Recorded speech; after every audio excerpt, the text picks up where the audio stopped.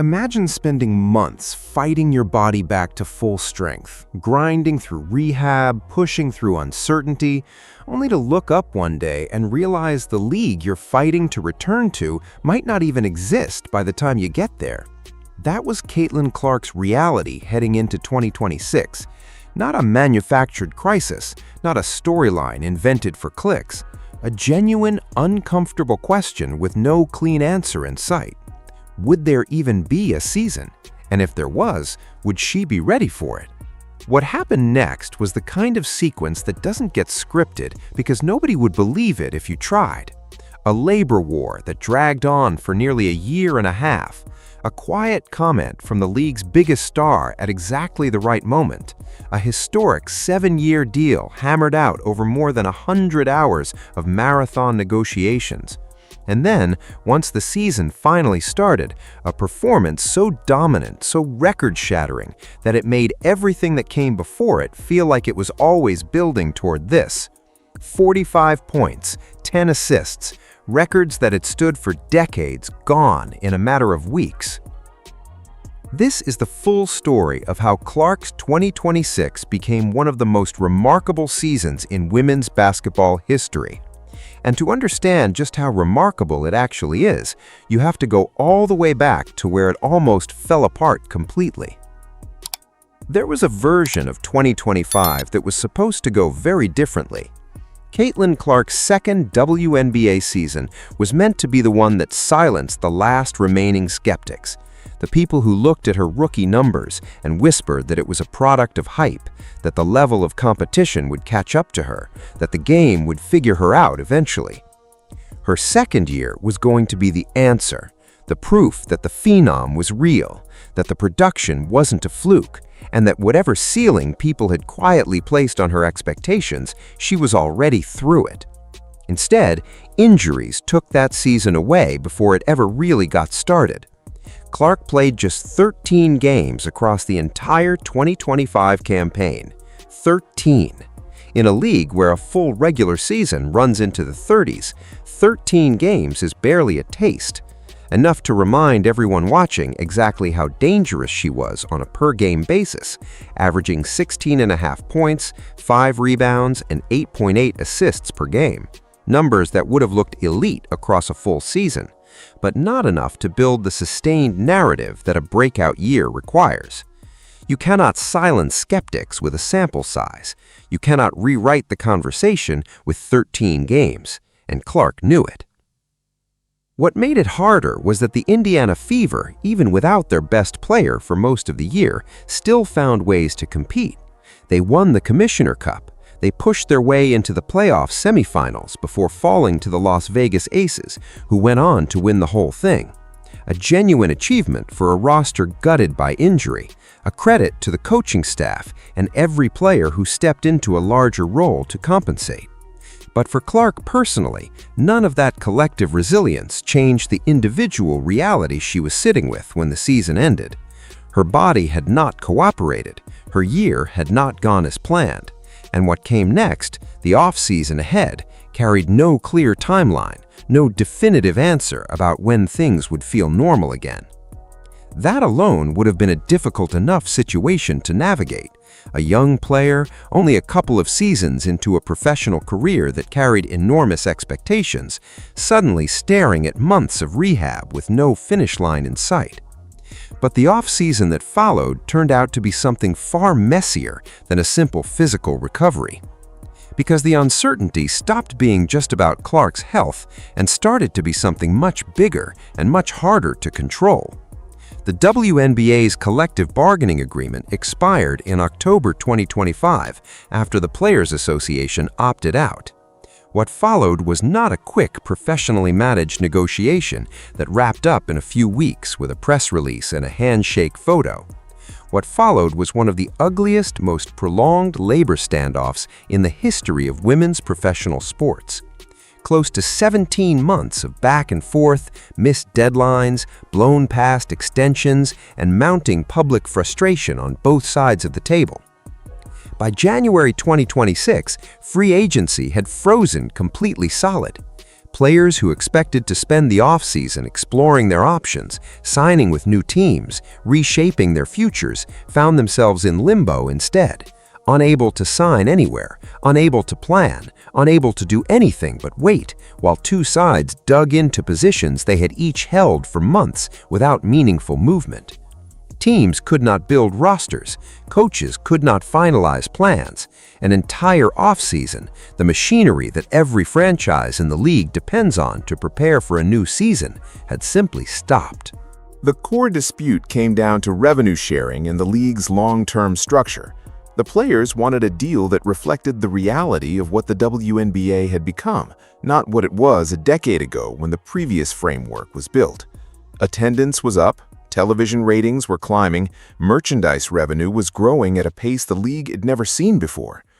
The players generating all of that growth wanted a financial structure that actually reflected it. The league's position, predictably, was more cautious, more focused on long-term sustainability and controlled growth than on immediate redistribution of revenue that had not yet fully stabilized. Both positions were defensible in isolation.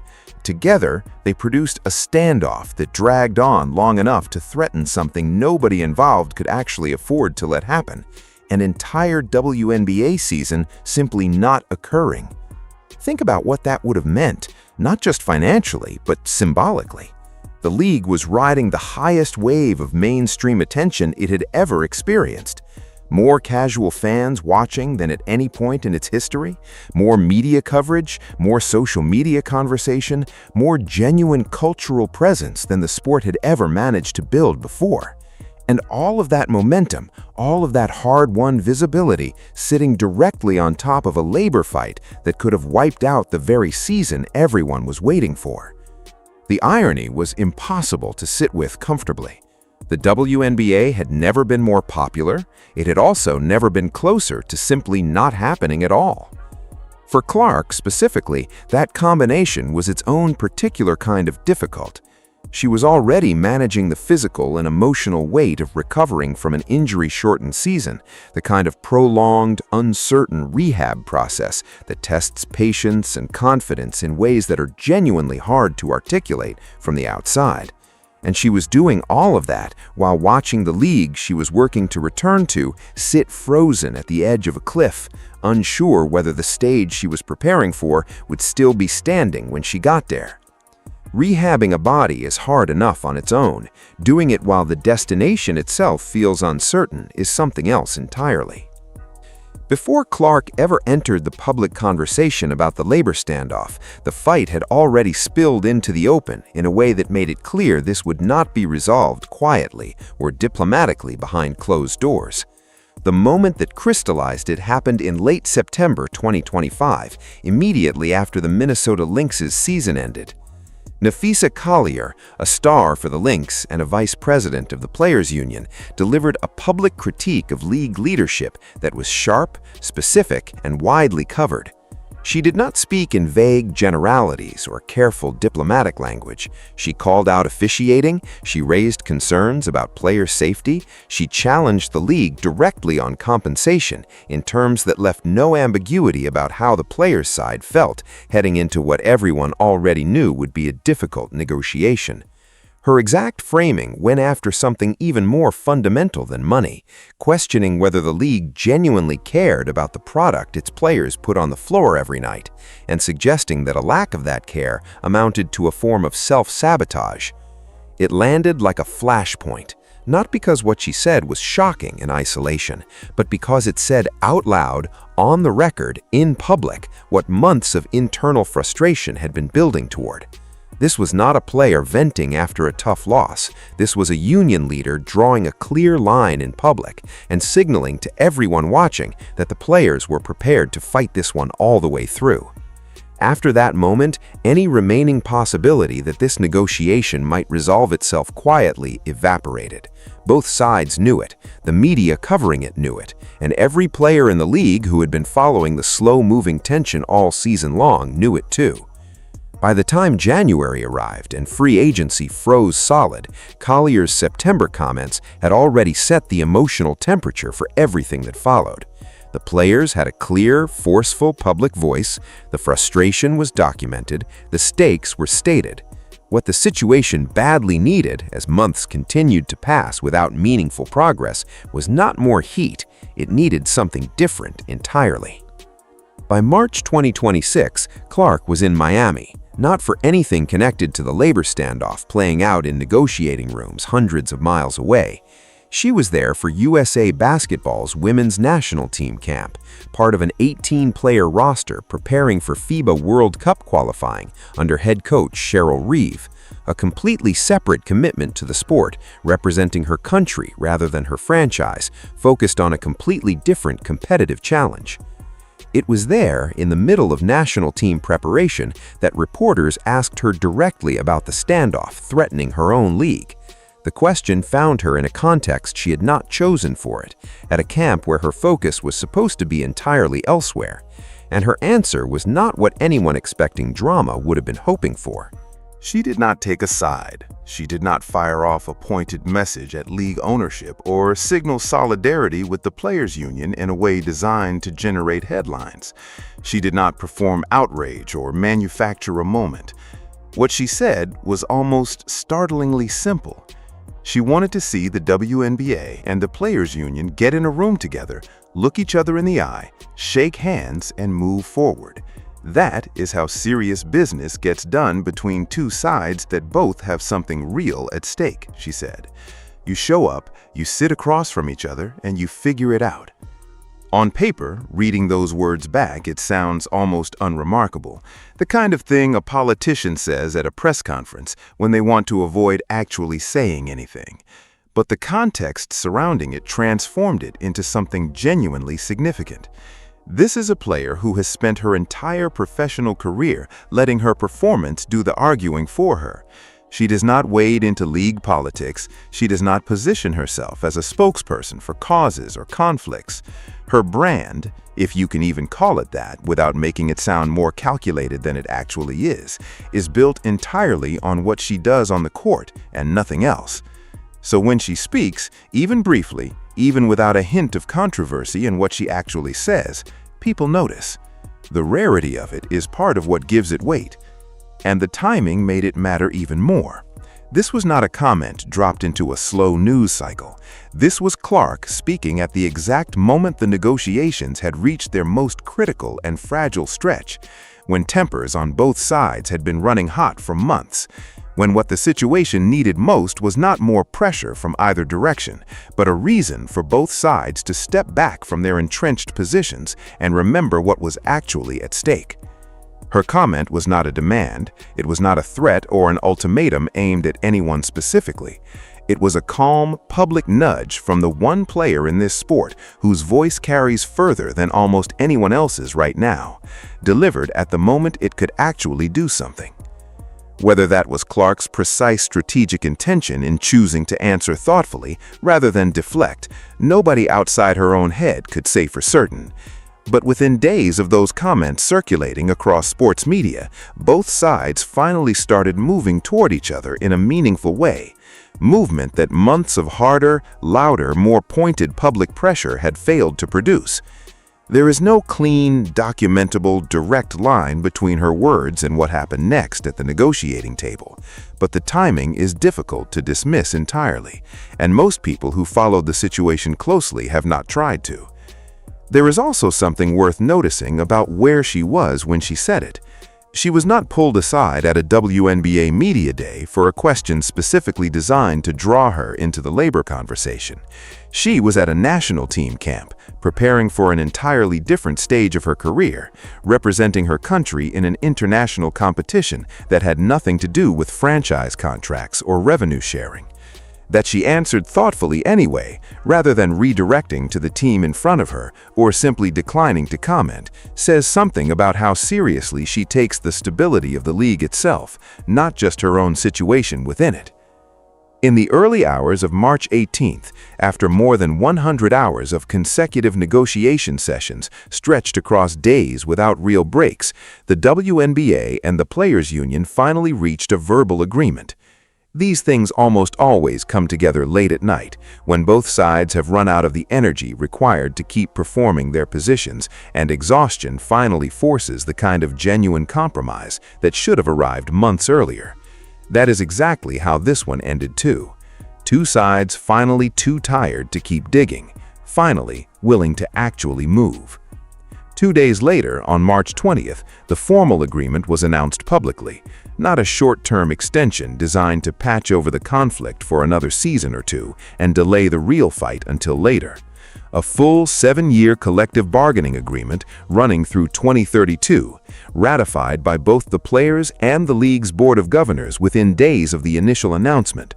After 17 months of fighting, the turnaround from verbal agreement to official ratification happened with remarkable speed. Both sides, apparently, were as relieved as anyone to finally be done. The terms were genuinely historic, and not just by the standards of women's professional basketball. The salary cap for 2026 was set at $7 million, with growth tied directly to league and team revenue for the first time in the league's history. That last part is the part that matters most for the long game. Under the old agreement, the salary cap grew by a fixed 3% annually, regardless of how much revenue the league actually generated. A structure that made sense when it was designed, back when the financial picture looked very different, but one that had grown increasingly disconnected from a league whose commercial success was accelerating rapidly. The new deal replaced that fixed, disconnected ceiling with something revenue-linked, meaning that as the league earns more, player salaries are now built to rise alongside it, rather than trailing behind at a predetermined pace that has nothing to do with actual performance. For the top players on the biggest contracts, the immediate numbers were transformative. Maximum contracts starting at $1.44 million in 2026, projected to keep climbing over the life of the deal. For context on why that matters, the gap between what the best players in this league earned under the previous structure and what their male counterparts in comparable professional sports earned had long been a source of genuine frustration and a recurring point of public conversation. This new deal does not eliminate that gap, but it begins closing it in a way that previous agreements had not managed to, with a structure designed to keep that movement going over 7 years, rather than locking in a number and calling it finished. And here is the specific detail that matters most for Clark's personal situation inside all of this. She and her Fever teammate Aaliyah Boston were never free agents during the standoff.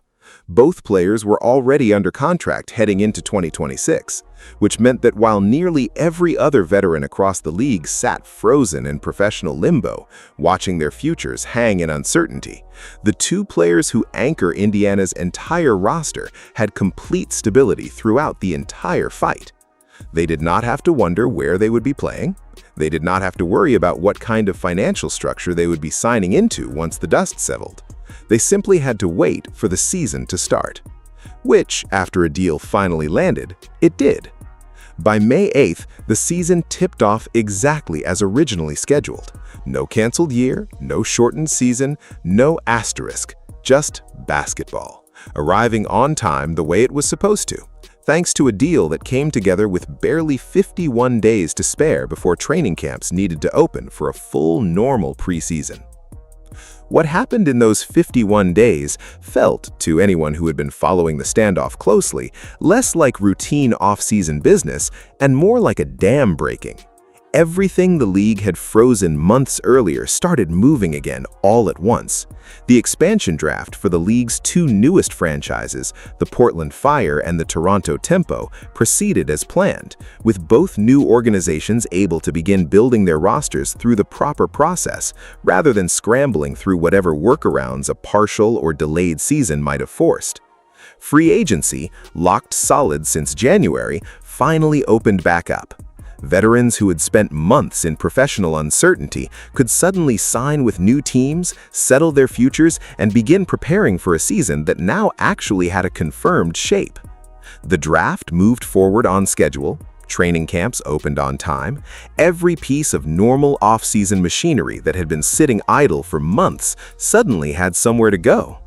For a league that had spent close to half a year in genuine limbo, the sensation of watching all of that unfreeze simultaneously carried an emotional quality that went beyond logistics.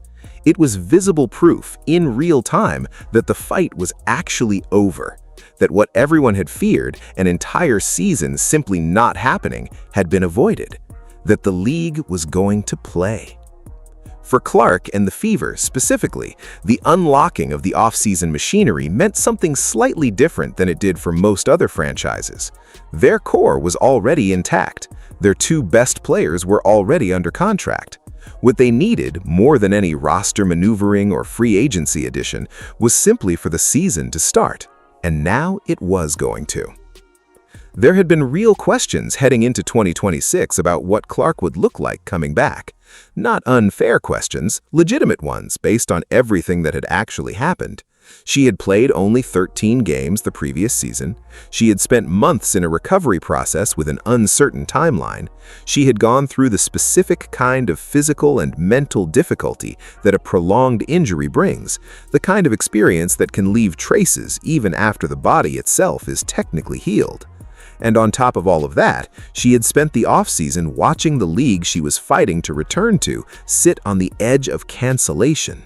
Asking whether that combination of circumstances would affect her game, whether the rust would show, whether the return would take time and careful management before she looked like herself again, was not pessimism, it was reasonable. What actually happened made all of that reasonable caution look irrelevant within weeks.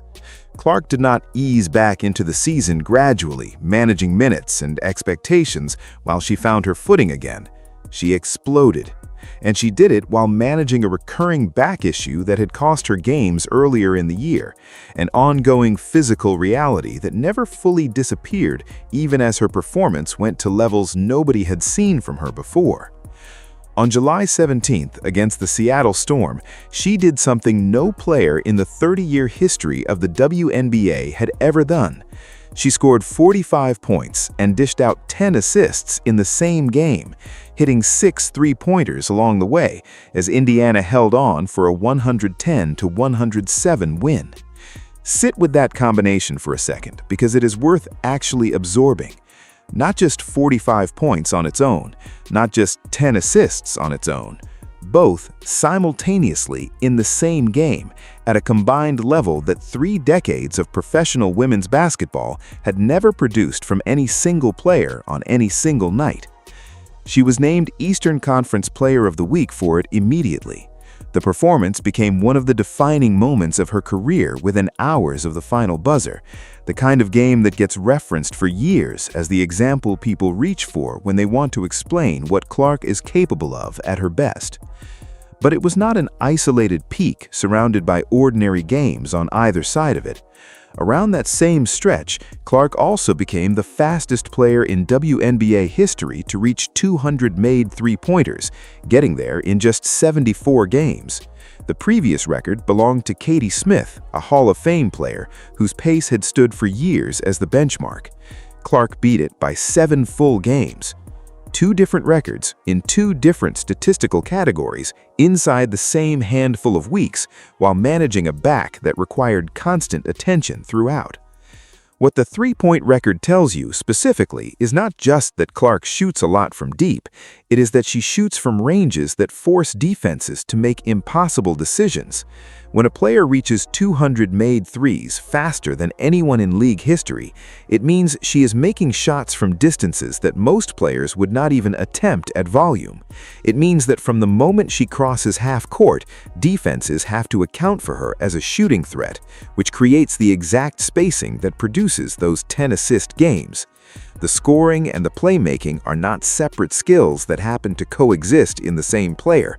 They are connected, each one making the other more dangerous, creating a version of Clark on the floor that is genuinely difficult to construct a defensive game plan around. The All-Star selections, when they were announced, confirmed what the box scores were already saying.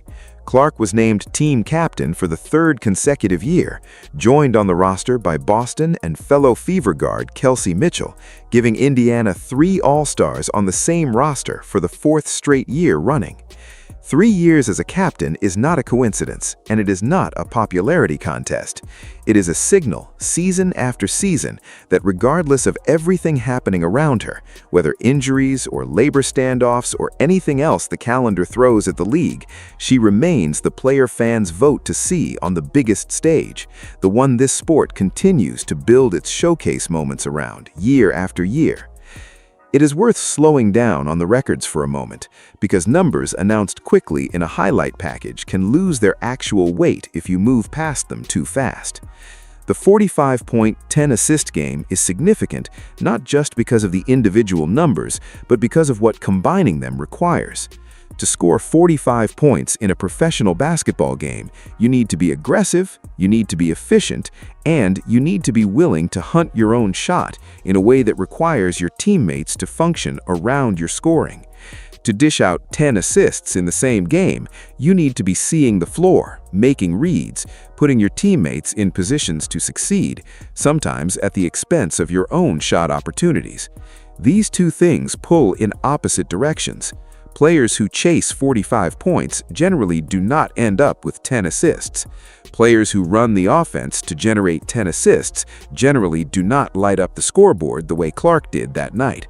The fact that she did both simultaneously at the levels she did in a competitive game against a playoff-caliber opponent is why it had never happened before in 30 years of WNBA basketball. It is not a record that fell because the sport had not yet had its best players attempt it. It fell because what it requires is genuinely rare. The three-point record tells a different story, but a connected one. Katie Smith's pace to 200 made threes was not slow. She was a great shooter in a long career.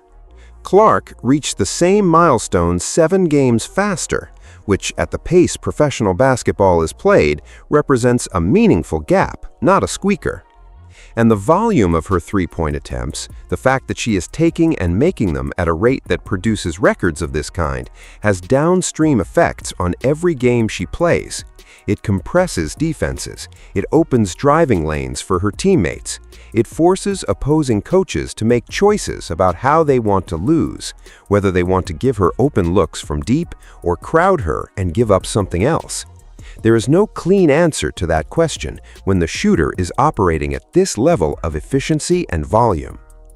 Put those two records side by side, and what you have is a player who can both score at a historic individual rate and create at a historic team rate at the same time, while shooting from distances that defenses cannot comfortably give up. That is not a type that basketball produces very often at any level. Zoom out from the records and the individual performances, and the broader context of this season becomes even striking. Clark is 24 years old. She is playing in a league that just locked in 7 years of labor stability and a completely new financial structure built to grow alongside the very kind of attention she generates. She and her core teammate are already under long-term contracts that were never touched by the chaos that disrupted nearly every other veteran's offseason. And she is simultaneously committed to representing her country in international competition with Team USA, training alongside the best players in the sport for a competition that extends well beyond any single franchise or regular season. That combination, the contract stability, the financial transformation of the league around her, the individual performance trajectory, the international ambitions, is what Clark's future actually looks like when you strip away the noise. Not rumor, not speculation pulled from anonymous sources.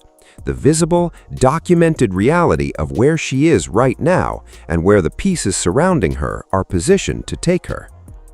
There was a version of this offseason where none of it looked this clean, a version where the labor standoff dragged on long enough to wipe out the season entirely, where Clark returned to a league still fighting with itself over its own structure, where the comeback happened in a chaotic and diminished context rather than a stable and growing one.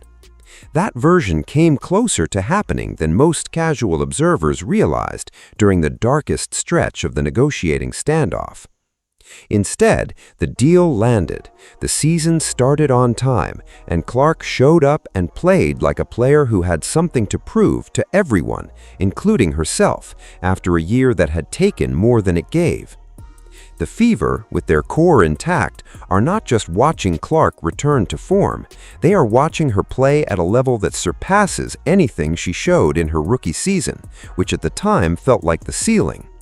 The assists numbers, the shooting numbers, the historic combined performances, all of it arriving in a season that started with genuine uncertainty about whether her body was ready and whether the league would even exist to play in. Sports fans have grown accustomed to athletes announcing their futures through carefully managed press conferences, strategically timed social media posts, and leaks placed in the right outlets at the right moment to control the narrative. The announcement as content, shaped and packaged and released for maximum attention. Clark's future arrived in a completely different format. No announcement, no press conference, no strategic positioning for headlines. Just a season-long arc that started in genuine uncertainty and ended mid-season with records falling and a league that had barely survived its own off-season, finding its footing around its biggest star. Sometimes the loudest possible answer to a question is not a statement. Sometimes it is just the box score. And right now, Clark's box scores are answering every question anyone has asked about her future more definitively than any press conference could. She is 24. She is playing in a league that just rebuilt its financial foundation around the kind of growth she has helped drive. She is breaking records that stood for decades, sometimes multiple records in the same few weeks. She is managing physical challenges with the kind of quiet professionalism that does not make headlines, but says something important about what kind of competitor she actually is. She is leading a franchise that has built itself around her stability, with a core roster that sailed through the most chaotic offseason in recent league history without ever losing its footing. What the WNBA looks like in 5 years, or 7 when this new collective bargaining agreement runs its course, is genuinely difficult to predict in its specifics. The league will have expanded. The financial structure will have grown in ways tied to revenue that nobody can project precisely right now. New stars will have emerged. Rookies who have not yet played a professional game will be in their primes. The sport itself will look different in ways that are hard to anticipate from where things stand today.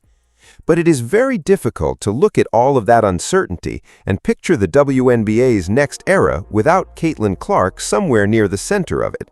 Not because she is the only player worth watching, but because the combination of what she does on the floor, what she represents for the league's visibility, and where she is positioned contractually and personally at 24 years old, suggests a player and a league whose trajectories are genuinely locked together for the foreseeable future. The comeback did not arrive with fanfare. It arrived with 45 points and 10 assists against Seattle on a July night when records that had stood for 30 years simply stopped standing. It arrived with a 3-point record that fell 7 games faster than anyone had ever reached it before. It arrived with a 3rd consecutive All-Star captaincy, a stable contract situation, a historic labor deal, and a league that somehow, against genuinely long odds during that frozen offseason, found a way to save itself just in time. Caitlin Clark's future was not decided by one injury, one missed season, or one labor standoff. It was forged in the middle of all of them at the same time. And what once looked genuinely uncertain now feels like something closer to inevitable. Not the destination, which nobody can know, but the direction. The direction is clear. She is not simply returning to the WNBA. She is helping write what comes next for it. And if 2026 is any indication, the next chapter is going to be worth watching very closely.